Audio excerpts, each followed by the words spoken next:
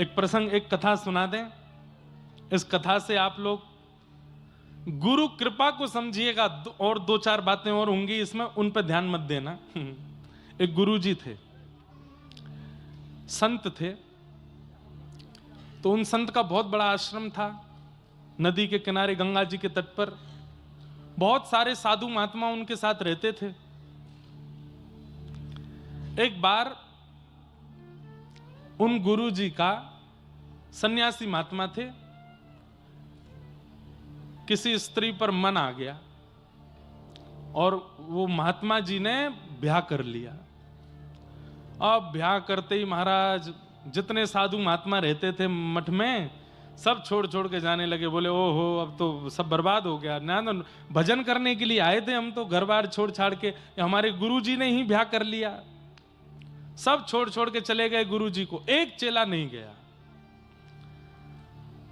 यहां पर गुरुजी की क्रिया पे ध्यान मत दीजिएगा, चेले के विश्वास पे ध्यान दीजिएगा। उसने गुरुजी का त्याग नहीं। तो गुरुजी बोले भाई सब तो चले गए, तुम भी चले जाओ। नहीं गुरुजी, मेरा आपके प्रति दृढ़ विश्वास है। आप जो कर रहे हैं, जो किया होगा, मुझे पता है कि सब सोच समझ के किया होगा। मेरे मन में संशय नहीं, मैं आपकी सेवा करूंगा।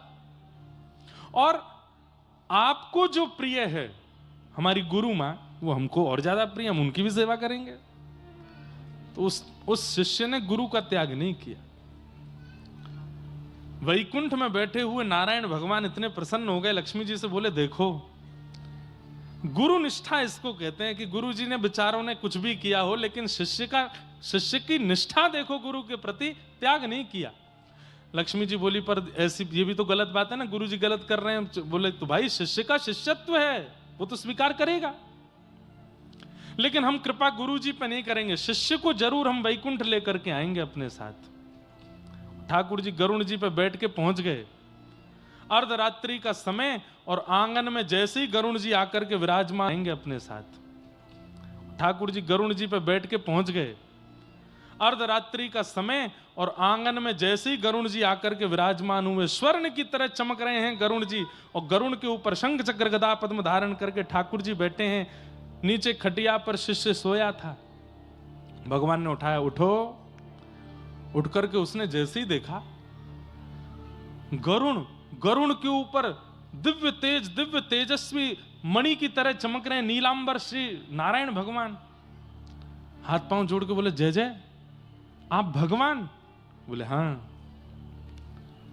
आप मुझ पर कृपा करने आए हैं? बोले हम तुमको लेने आए हैं, चलो गरुड़ पर पीछे बैठ जाइए, हमारे साथ वैकुंठ चलो। बोले मेरा पुण्य क्या है? किस पुण्य के आधार पर मिल रहे हैं आप मुझे? बोले तुम्हारे गुरु के प्रति निष्ठा।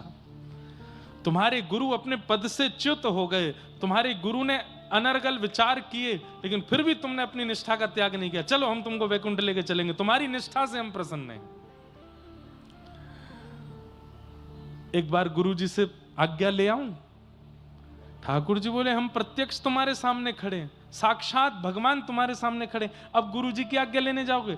बोले कि उन्हीं की सेवा की कृपा से तो आप मिले, तो उनसे एक बार आज्ञा ले लूं कि गुरु जी मैं वैकुंठ जा रहा हूं, नहीं तो सुबह उठ के ढूंढेंगे कहां गया चेलाराम, एक बार बता तो आऊं उनको। ठाकुर जी बोले जाओ बताया हो।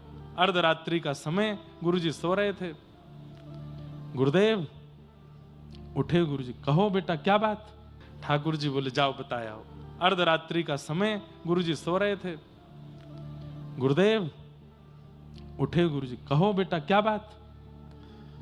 आपकी कृपा से, आपके चरणों की कृपा से, आपकी आज्ञा से, आपके आशीर्वाद से मैं वैकुंठ जा रहा हूं। साक्षात शंख चक्र गदा पद्मधारी ठाकुर जी गरुड़ पर विराजमान होकर हमारे आश्रम में पधारे हैं, बाहर आंगन में ठाड़े हैं, मुझे लेने के लिए आए हैं। मैं आपको प्रणाम करके आज्ञा लेके जा रहा हूं। गुरु जी आज्ञा दो, मैं वैकुंठ जाऊं। गुरु जी बोले कहां है भगवान? बोले वो खड़े। गुरु जी ने बाहर झांक के देखा, कोई दिखे नहीं। बोले मुझे नहीं दिख रहे। बोले तुम पहले ठाकुर जी से कहो मुझे दिखें, मुझे दर्शन दें, तब मैं आज्ञा दूंगा।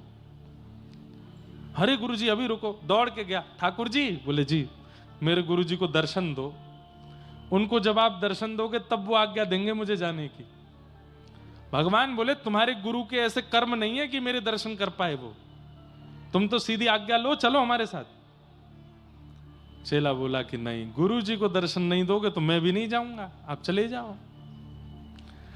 ठाकुर जी बोले रुको, हम होते हैं प्रकट। तुरंत प्रकट होकर ठाकुर जी ने दर्शन दिए। गुरु जी के हाथ पैर कांपे, आंखों से आंसू।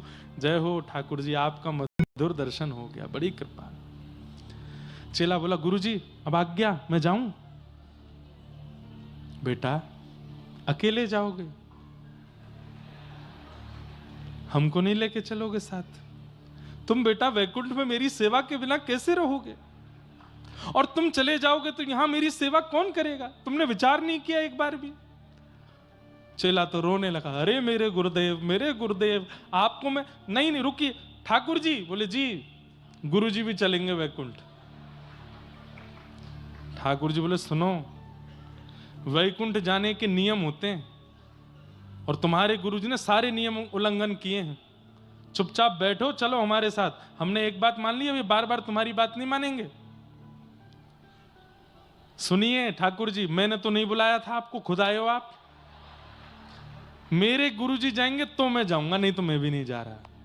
या तो मेरे गुरुजी को लेके चलो, नहीं तो खा लिया। गरुण जी बोले जय जय। ठाकुर जी एक बार बोले चलो गरुण, इसके तो बड़े नखरे हैं। गरुण जी बोले लक्ष्मी जी को क्या उत्तर दोगे? उनसे तो आप बड़ा कह के आए थे, इसकी निष्ठा पे मैं प्रसन्न हूं, इसकी निष्ठा पे मैं राजी हो गया हूं, ले चलो। कौन से वैकुंठ में जगह बहुत है। आज तक सुना गया गुरु कृपा से चेला तरे हैं, आज सुन लेंगे कि चेला की कृपा से गुरु भी तर गए। नहीं, सुनिए मैं थोड़ा संशोधन करूं। गुरु की कृपा से चेला तरे हैं, पर चेला की निष्ठा से गुरु तर रहे हैं, यह पहली बार होगा। चेला की कृपा नहीं होती, चेला की निष्ठा होती है, शिष्य की निष्ठा होती है। ठाकुर जी बोले जल्दी करो, हम पे समय नहीं है, बैठो। अपने गुरु जी को भी बैठाओ, चलते हैं इनको लेके। गुरु जी चलिए। ठाकुर जी राजी हो गए। जैसे ही गुरु जी तैयार हुए, बोले सुनो चेलाराम, गुरु मां को बताया हूं कि मैं वैकुंठ जा रहा हूं। जैसे ही दौड़ करके गए, बोले सुनो अब तुम आश्रम का ध्यान रखना, खूब प्रेम से यहां रहना, सब संपत्ति तुम्हारी है, हम तो चले। बोले कहां? ठाकुर जी आए लेने, वैकुंठ जा रहे हैं, मुझे भी ले चलिए साथ में, मैं यहां के लिए क्या करूंगी।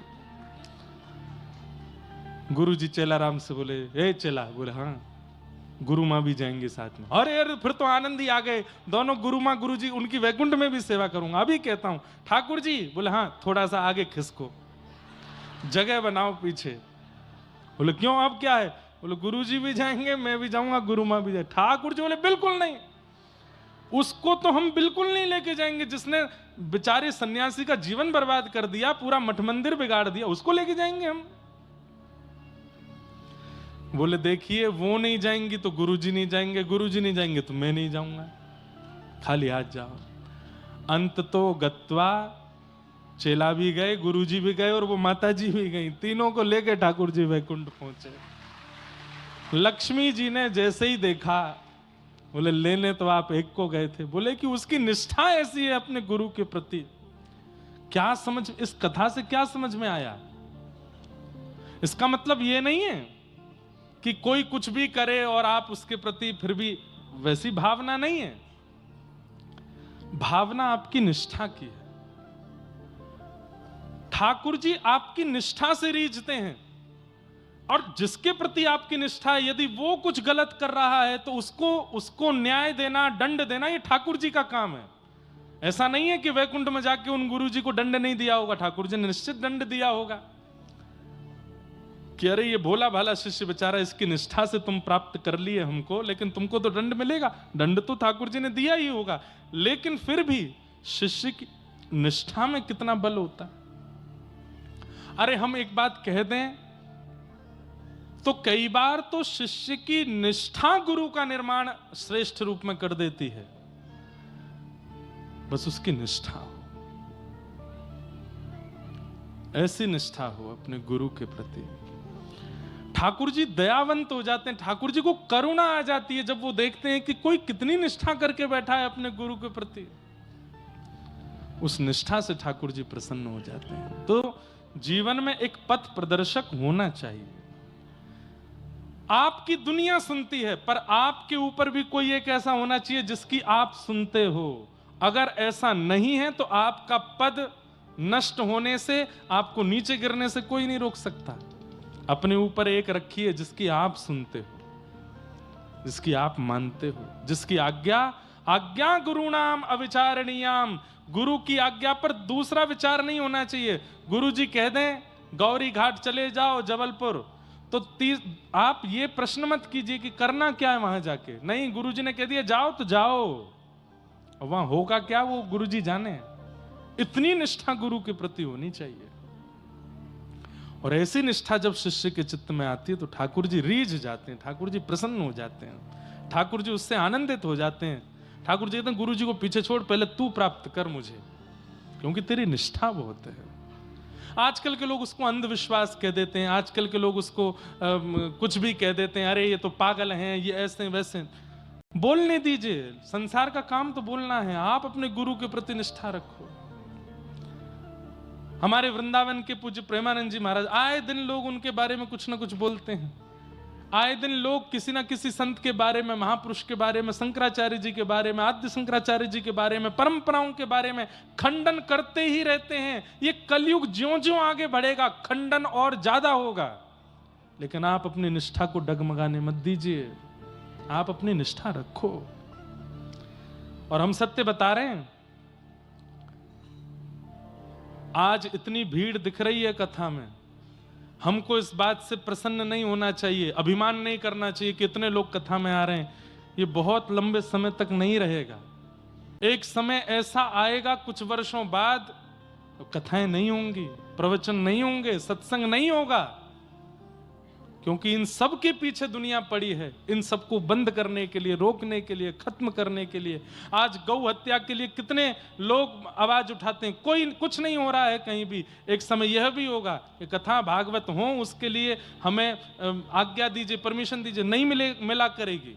ये होगा तभी तो कलयुग प्रचंड होगा, तभी तो कलयुग बलवान होगा। तो बहुत अच्छे समय में है हम लोग कि हम कथा सुन पा रहे हैं आज, क्योंकि कुछ वर्ष बाद नहीं मिलेगी। हमसे कई लोग, महाराज जी भी कभी कहते हैं, पिताजी भी कहते हैं, कई लोग, लाला ने का आराम करे कर, इतनी भाग दौड़ मत करे कर, लगातार कथा मत करे कर। हम कहते हैं पिताजी कुछ समय की बात है, उसके बाद तो होनी नहीं है कथा, तो इसलिए अभी जितनी हो जाए कर लेते हैं। अभी जितने लोगों के चित्त में भक्ति स्थापित हो जाए करवा देते हैं, क्योंकि कुछ समय बाद कलयुग आक्रमण कथाओं में ही करने वाला है, श्रोताओं के चित्त पे ही करने वाला। रोक लगा दी जाएंगी। भगवान ना करे कि वो समय हमें देखना पड़े, पर आएगा जरूर।